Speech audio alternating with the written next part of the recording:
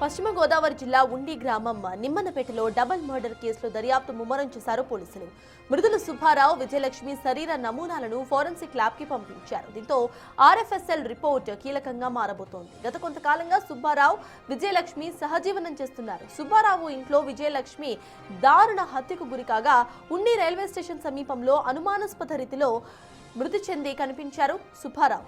విజయలక్ష్మిని హత్య చేసి సుబ్బారావు ఆత్మహత్య చేసుకున్నాడా, లేక వీరిద్దరిని కూడా మరెవరైనా హత్య చేసేసి ఆత్మహత్యగా చిత్రీకరిస్తున్నారా అన్న కోణంలో దర్యాప్తు చేస్తున్నారు పోలీసులు.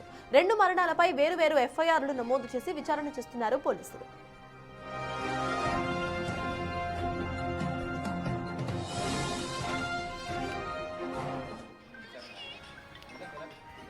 పశ్చిమ గోదావరి జిల్లా ఉండి గ్రామం నిమ్మన్నపేటలో డబుల్ మర్డర్ కేసులో దర్యాప్తు ముమ్మరం చేశారు పోలీసులు. మృతులు సుబ్బారావు, విజయలక్ష్మి శరీర నమూనాలను ఫోరెన్సిక్ ల్యాబ్ కి పంపించారు. దీంతో ఆర్ఎఫ్ఎస్ఎల్ రిపోర్ట్ ఇప్పుడు కీలకంగా మారుతుంది. గత కొంతకాలంగా సుబ్బారావు, విజయలక్ష్మి ఇద్దరు కూడా సహజీవనం చేస్తున్నారు. సుబ్బారావు ఇంట్లో విజయలక్ష్మి దారుణ హత్యకు గురికాగా ఉండి రైల్వే స్టేషన్ సమీపంలో అనుమానాస్పద రీతిలో మృతి చెంది కనిపించారు సుబ్బారావు. విజయలక్ష్మిని హత్య చేసి సుబ్బారావు ఆత్మహత్య చేసుకున్నారా, లేక వీరిద్దరిని కూడా మరెవరైనా హత్య చేసి ఆత్మహత్యగా చిత్రీకరిస్తున్నారా అన్న కోణంలో దర్యాప్తు చేస్తున్నారు పోలీసులు. దీనికి పోస్ట్ మార్టం రిపోర్ట్స్ ఇప్పుడు కీలక ఆధారాలుగా మారుతున్నాయి. రెండు మరణాలపై కూడా వేరువేరు ఎఫ్ఐఆర్ సైతం నమోదు చేసి విచారణ చేస్తున్నారు పోలీసులు.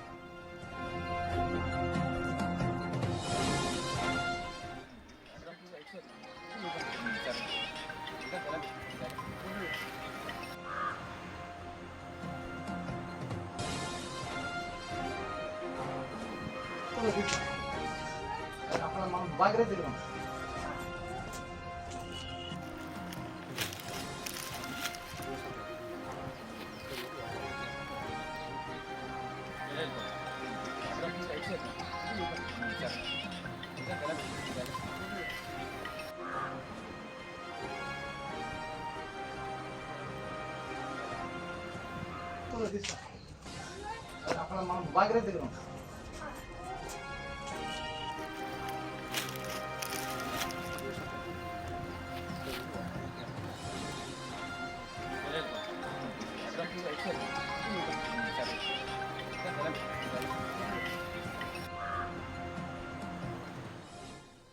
పశ్చిమ గోదావరి జిల్లా ఉండి గ్రామం నిమ్మనపేటలో జరిగిన డబుల్ మర్డర్ కేసు దర్యాప్తును ముమ్మరం చేశారు పోలీసులు. దీనికి సంబంధించిన పూర్తి డీటెయిల్స్ మా ప్రతినిధి సాగర్ అందిస్తారు. సాగర్, చెప్పండి, పోస్ట్ మార్టం రిపోర్ట్స్ ఇప్పటి వరకు వచ్చే అవకాశం ఉందనుకోవాలి.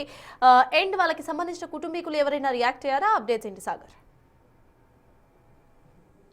సర్తాజీ ఉండిలో నిమ్మనపేటలో జరిగినటువంటి మహిళా హత్య, అట్లాగే అనంతరం వ్యక్తి అనుమానాస్పద కేసులో పోలీసులు వేగం పెంచారని చెప్పుకోవచ్చు. ఈ మహిళ ఎవరైతే ఉన్నారో ఆమె సుబ్బారావు, ఆ వ్యక్తి కూడా కడలి విజయలక్ష్మి, సుబ్బారావు కూడా సహజీవనం చేస్తున్నారు. కొంతకాల క్రితం కూడా గత ఏడాది వీరిద్దరి సహజీవనం భరించలేని సుబ్బారావు కుటుంబ సభ్యులు వీరి మీద దాడి చేసి స్తంభానికి కట్టేసి కొట్టివేసిన ఘటనలు కూడా చోటు చేసుకున్నాయి. దాని మీద ఎఫ్ఐఆర్ నమోదైంది. అప్పటి నుండి కూడా సుబ్బారావు ఉండి నిమ్మనపేటకు వచ్చాడు. విజయలక్ష్మి పాలకొడేరు పోలీస్ స్టేషన్ పరిధిలో నివాసం ఉంటుంది. గత ఆదివారం ఆమె బయటకు వెళ్తున్నానని చెప్పి సుబ్బారావు దగ్గరికి వచ్చిందని మనకి సమాచారం అందుతుంది. సుబ్బారావు దగ్గరికి వచ్చిన తర్వాత ఈ జనవరి 18వ తారీఖున సుబ్బారావు ఆమెను అత్యంత దారుణంగా హత్య చేసి అనంతరం తాను విష పదార్థం ఏమన్నా సేవించి ఆత్మహత్యకు పాల్పడ్డాడు అనేది పోలీసులు ప్రాథమికంగా అంచనా వేస్తున్నారు. ఎందుకంటే 18వ తారీఖున మధ్యాహ్నం సుబ్బారావు మృతదేహం పోలీసులకి అనుమానాస్పద రీతిలో కనిపించింది.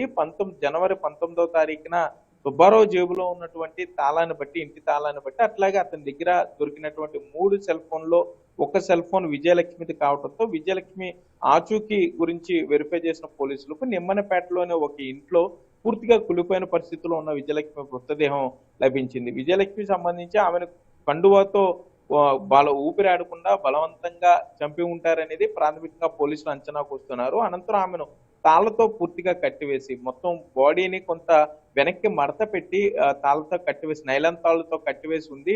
అంటే సుబ్బారావు ఆమెను హత్య చేసిన తర్వాత పార్సిల్ చేసి బయట ఎక్కడికన్నా తీసుకువెళ్ళి పడవేయాలనే ఆలోచనలో ఉన్నాడా, లేకపోతే ఇది సుబ్బారావుని విజయలక్ష్మిని కూడా హత్య చేసిన వేరెవరైనా ఆత్మహత్యాన్ని చిత్రీకరిస్తున్నారు అనే దాని మీద కూడా పూర్తి స్థాయిలో పోలీసులు వెరిఫై చేస్తున్నారు. ఇప్పటికే భీమవరం ఏరియా హాస్పిటల్లో 2 మృతదేహాలకు కూడా పోస్ట్మార్టం ప్రక్రియ పూర్తయింది. ఇటు సుబ్బారావు, విజయలక్ష్మి పొట్ట భాగంలో ఉన్నటువంటి అంతర్గత అవయవాలను ఫోరెన్సిక్ ల్యాబ్ కు పంపించారు.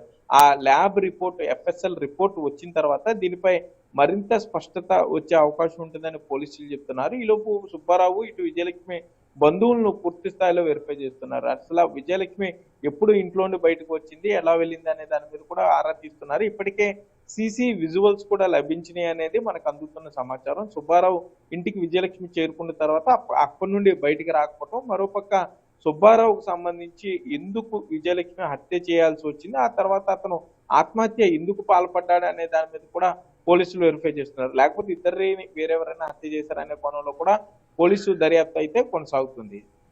Yes, thank you Sagar.